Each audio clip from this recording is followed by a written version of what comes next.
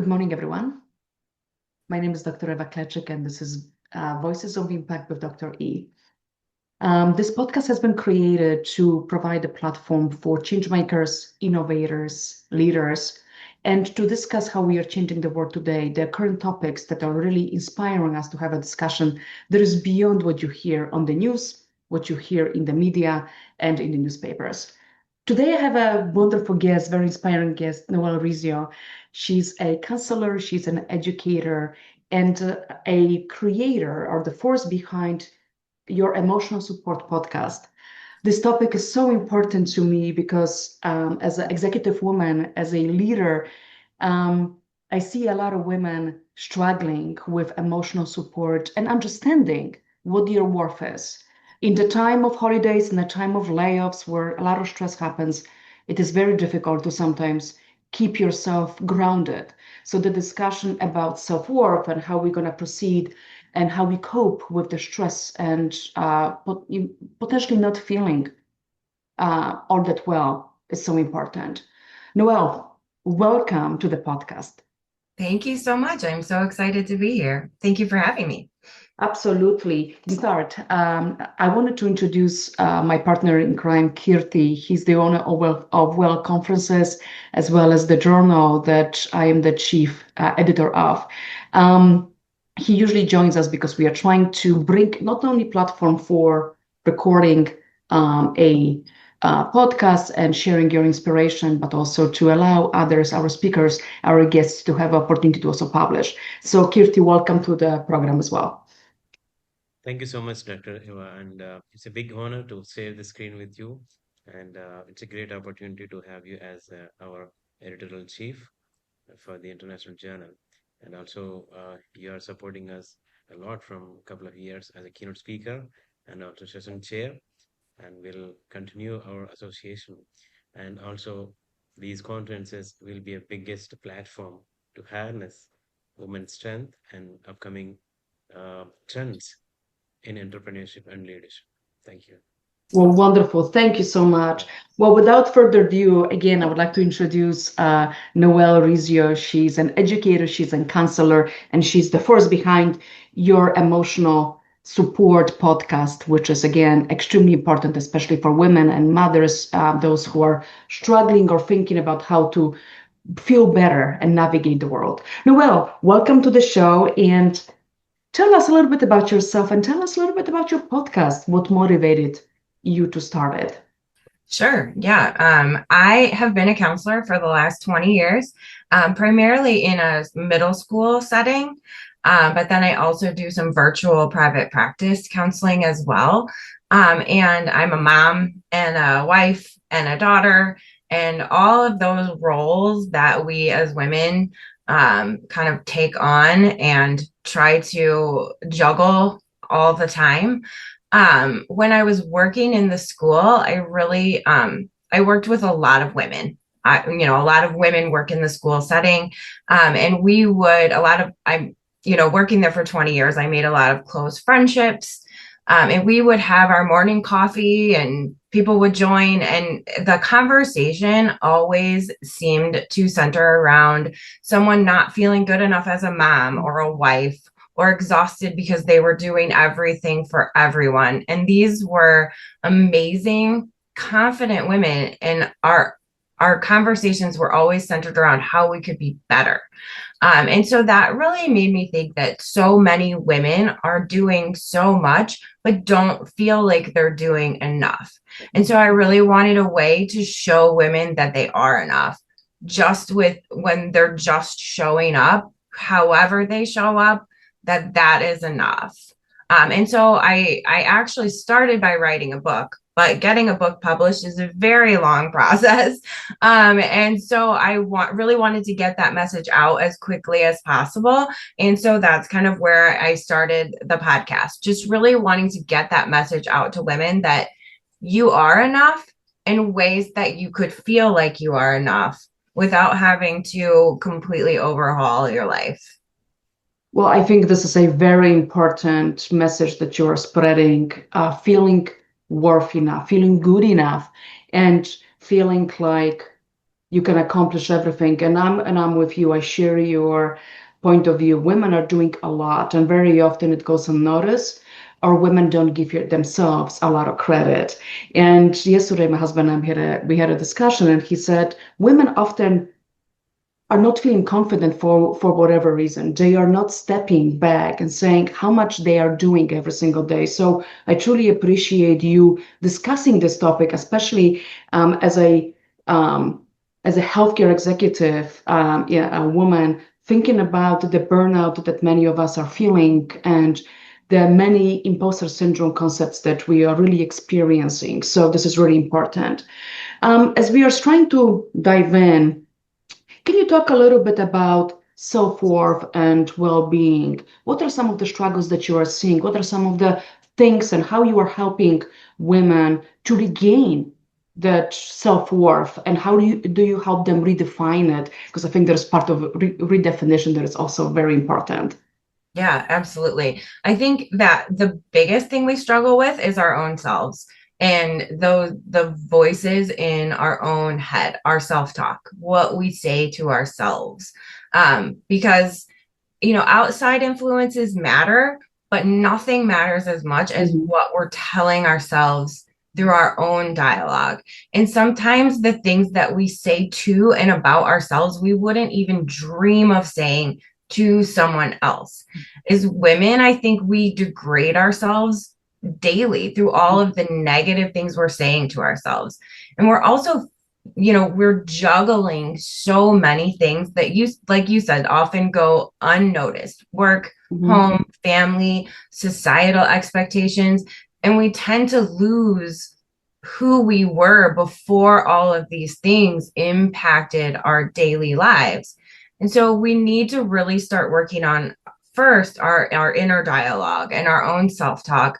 But then we also need to be able to get back some of that identity piece that we're missing before we started basing our identities on all of these roles that we are in, and get back to who we were before now. Well, I think this is a wonderful and very important comment that you made. And I am 100% in agreement. As you were talking, I was nodding and I was thinking to myself, our interpersonal struggles, our interpersonal thoughts are really redefining how we are viewing ourselves. And if you ask someone else, I recently did that exercise for myself. If you ask someone else how they view you, you'll be surprised how differently we are all being viewed, but yet in our minds, we often don't provide any appreciation to ourselves for everything that we are doing. So I think bringing this back and discussing and allowing women to celebrate themselves a little bit more, it's a very important component. So can you talk maybe a few strategies that you are deploying or you're working um, uh, with your clients, with the women that are coming asking for help? Absolutely. I think the first thing that we need to do is just really start paying closer attention to what we're saying to ourselves, Mhm. and just noticing how often that negativity comes up. And just being aware of it is a great first step. But then once you realize how common that is, then you need to start challenging that. And you need to replace that with things that are more helpful and more positive.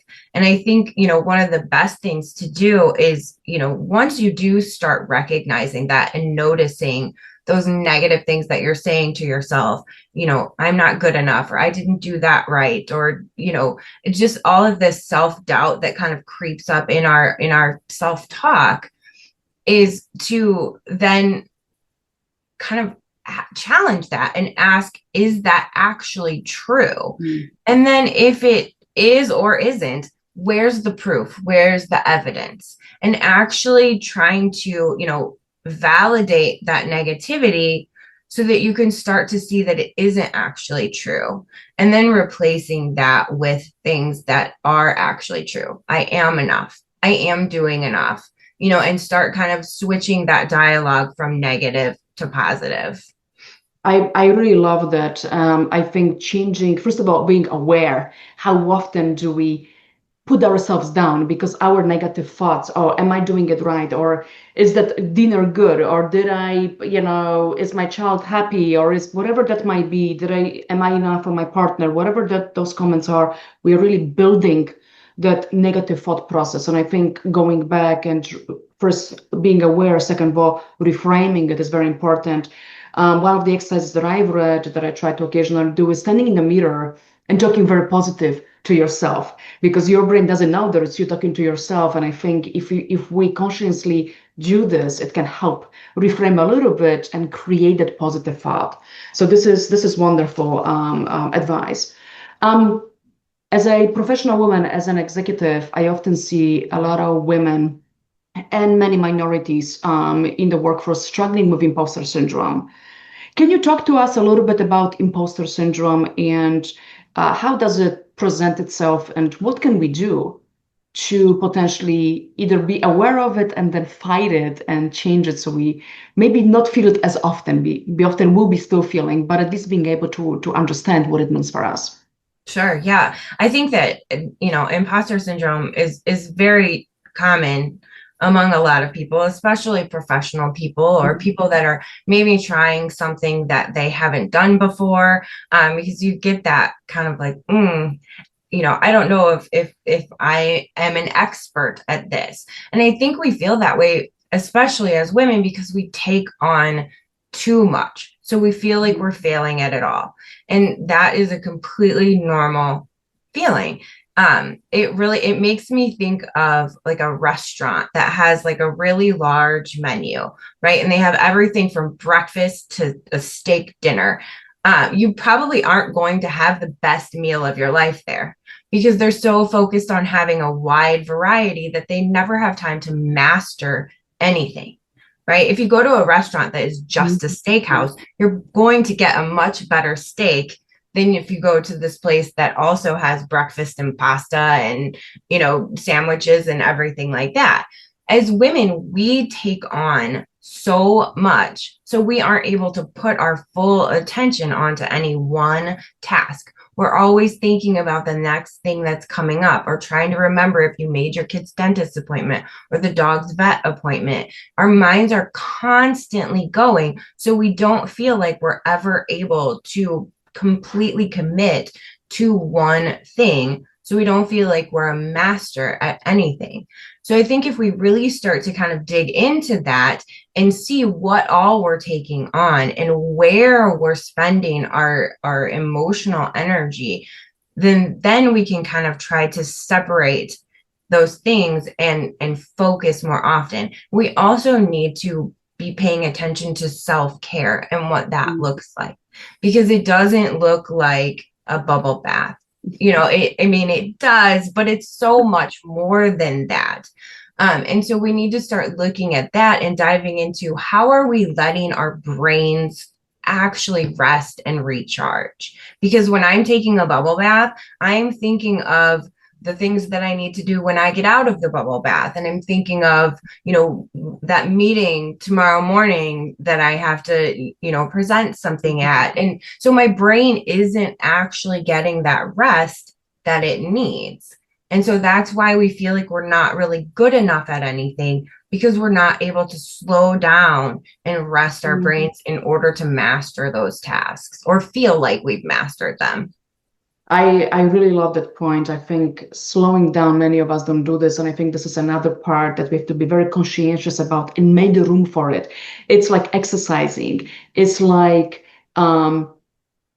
thinking it's as doing something that we know that we don't want to do, but we are doing it. So we have to be really focused on it and intentional about relaxing and finding the time. And often we start doing this when it's too late. And I think that's that part of self-care is very important. The other piece that I really love is what you mentioned is imposter syndrome is coming in often because we do so many things and we cannot get to do them well, or we don't think we are doing them well, because I don't think the perception, others would agree with that perception that we have. I think it's our own understanding, and very often women are perfectionists, right? We do want to be super women and do everything all at once. So that comes through. So I am 100% with you on this. And I think realizing that, understanding what we are doing, and maybe even writing down what it is that we are doing and seeing what can I move out of my schedule so I can focus on those tasks. I think that intentionality can help us.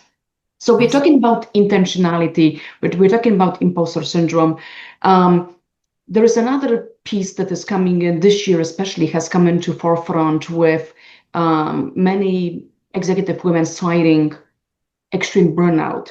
In the last couple of years, many powerful women, women at the high levels, have decided to publicly resign, citing inability to manage both the family life expectations as well as the work expectations, and chose to leave the professional careers to focus on one only. So can we maybe shift a little bit and start talking about burnout? Because I think this is often something that we don't put it in front and talk very loudly about and realistically about the mental impact that the imposter syndromes, the inability to focus on one thing, and the continuous expectations that women and others put on them, the society expectations are doing. So can you talk a little bit about what have you seen in your practice with emotional burnout, and how have you helped women first to realize that they are in the midst of it, but also how do you then teach them to prevent it from happening again? Yeah, I think the most important thing is to recognize where this comes from, where this misinterpretation that we have to do it all is brought about by generations and generations of women who were taught that their worth was tied to how much they give, how much time they give, how much energy they give, how much they give up sleep, hobbies, their own needs for the sake of everyone else. And then come the 70s and 80s with modern motherhood, and they said, now you also have to do all these things, but also have a career, keep up with social media, volunteer at school, feed everyone organic snacks, and look effortless while you're doing all of these things. And it's like the expectations doubled, but the support didn't. So when society gives us these impossible standards, then we end up with this inevitable guilt or this burnout because we're trying to do it all when we never were intended to do it all. And then we internalize it, and you tell yourself, I should be doing more. And because we link being a good mom, being a good employee to doing it all perfectly. And we can't do it all because it all never ends. And so we're kind of setting ourselves up for this impossibility. And I think one of the first things that to recognize when you feel like you might be burning out is either apathy or irritability or both. If you start to feel that apathy, maybe at work, like I just don't care about this anymore, or you kind of lose that passion that you had when you started, or if you're feeling like you go home and you feel really short and irritable with your loved ones, those are some kind of risk factors. Those are some early warning signs that, hey, maybe I am doing too much. And so I think, one of the things that I tell my clients is to really work on boundaries, really work on the most important thing you can do is learn how and when to say no and how and when to say yes, because there are times when you need to do both of those things. And so you need to learn how to say no to things that are going to add to your plate that you don't have room for. And it's hard at first because we all feel guilty and we all feel like we need to say yes to everything, but we can't. And we need to get rid of this idea that we have to keep adding on all of these things. So we need to learn when to say no when people expect too much from us, or even when they just want something that we are unable to give. And it's okay to say no. But then we also need to start learning when to say yes to things that bring us joy. Mm. because we don't have, that's what leads to the burnout. That's what leads to this imposter syndrome and all of these kind of negative things that go along with deflating our sense of worth, is that we don't say yes to ourselves enough. We don't say yes to things that really honestly bring us joy, which is, that's where the real self-care comes in, is finding, going back to what brings you joy, and then carving out time in your life to make sure that those things are happening. Wow, this is very powerful. Carving the time out that bring you joy. And I think that again goes back to the muscle that we don't have, that we have to really put those boundaries and say, no, we just gotta, I'm gonna take the weekend off. I'm gonna go and enjoy. I'm gonna go hike. I'm gonna go to grab lunch with a girlfriend or with my partner, or go to see play. We are in the holiday season now. There'll be plenty of activities that are social, that you don't even have to pay for. You can just go to the market square and walk around there and enjoy. And I really love this what you're saying, because I think saying no is one thing, but also knowing what to say yes to. And it's providing what really makes you feel happy. Not everyone needs to uh, be around people. Some people just want to read a book. Some people want to watch a movie. Some people want to go for a walk. And I think finding those spots that allow you to just slow down and allow your brain to stop, I think it's very, very important. I really, really love that. So as we are talking about burnout, as we are talking about intentionality, we are going into the holiday season.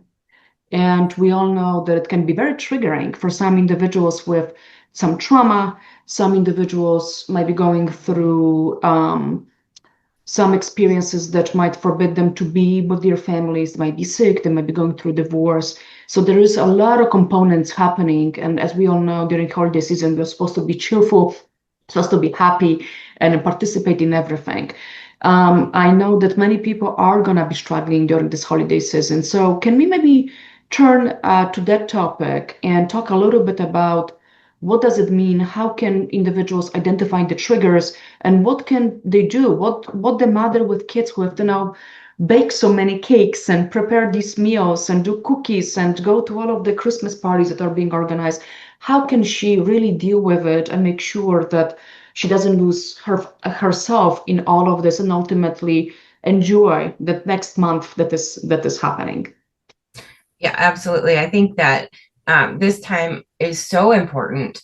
And I think that as women and from society, there's so many expectations on Mhm. moms to make the holidays magical for Mhm. our kids. And I call BS because I Love don't you. think that it's fair. Mhm. Um, I mean, we put so many pressures on ourselves on a daily basis that then the holidays come around and we amp it up. I mean, you can't go on social media without seeing where that stupid elf was, Yeah. every single night. And so I think that the most important thing that we as women can do for ourselves right now, regardless of what is going on, is to really go back to that saying no and saying yes, and really protecting ourselves, because we are just as important as all of the other people in our lives, right? And the only people sometimes that are looking out for us is us. And so we really have to be at the forefront of looking out for ourselves, and not in a selfish way, but in a way that shows our families and our kids, especially, that we matter too. Because once we put ourselves at the forefront, then our kids will learn that that's okay and that we matter too. And I think that, when our kids see that we make mistakes, when our kids say that we see that we aren't perfect, then they learn that that's okay for them as well. If they see that we always have to put on a show, or we always have to be perfect, or we always have to do everything just right, then that creates anxiety in them, where they feel like they need to do those things as well. The idea that everything has to be perfect is completely ridiculous, and we need to let go of that because no one is perfect. The best thing that I tell my son almost daily is that this is the first time I'm doing this mom thing, right? I'm learning too. And he knows that I make mistakes, and then that makes it okay for him to make mistakes too. And so I think that the best thing that we can do for ourselves around this holiday, especially if you're dealing with, all of those things that you talked about, like trauma or divorce or illness, things like that, is really be retrospective and really look inside yourself and see, what do I need? And really ask yourself that on a real, honest platform, to be able to then recognize what you need and then make sure that you're getting what you need as well. Because in order for your kids to have the most magical Christmas, or your, family to have a great time, you don't need to be at your best. You need to be at peace. And I think that that is what your kids are going to remember when they grow up. They're not going to remember where the elf, was when they woke up on December 15th. They're going to remember that they had a mom who was happy and relaxed and could spend time with them in a way that mattered and that was quality time. Wow, there are so many powerful statements in this that I want to briefly maybe summarize in what you just said. First of all, our kids, our relative members, everyone is watching us. So for our kids, we need to remember that whatever we model, that's how they're gonna perceive it, right? So I think if kids remember how they felt, they're not gonna remember what cake it was cooked and baked and what exactly they received. They're gonna remember the presence of the family members and their love and the atmosphere that they felt. And I think that modeling that and taking care of yourself is very important to be present then for those.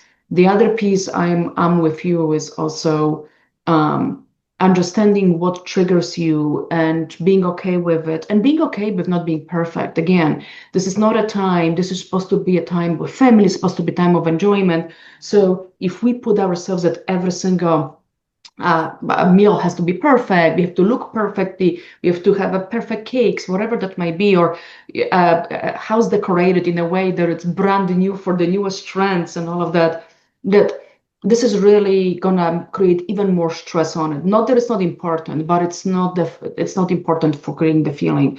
And I think for everyone to realize this and understand it and giving themselves permission, it's okay.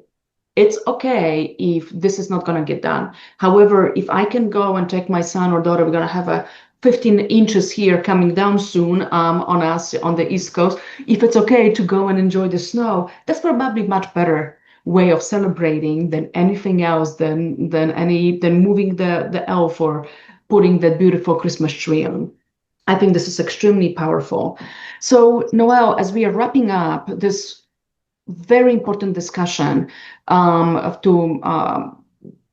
would you like our audience, the women that are listening to us right now, remember and really, I guess, deploy in their lives? Something that is easily for them that they can make a difference right now in their lives. What is that you would like to share with them?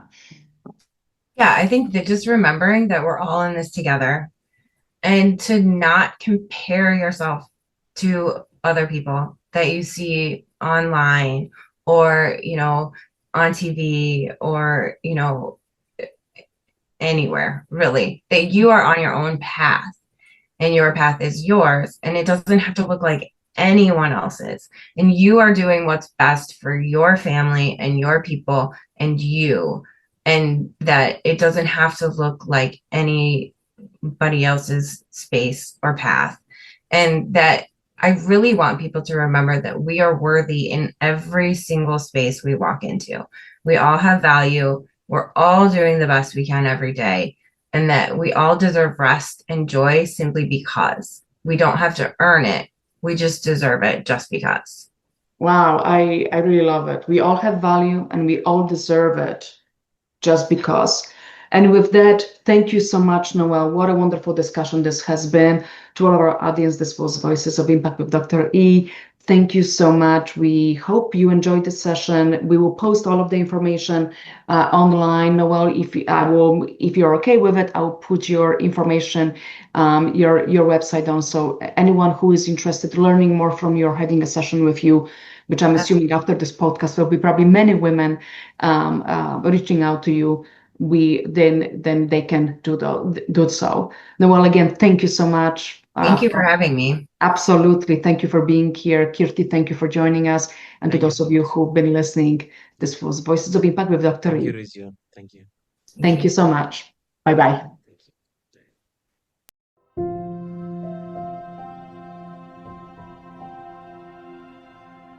Thank you.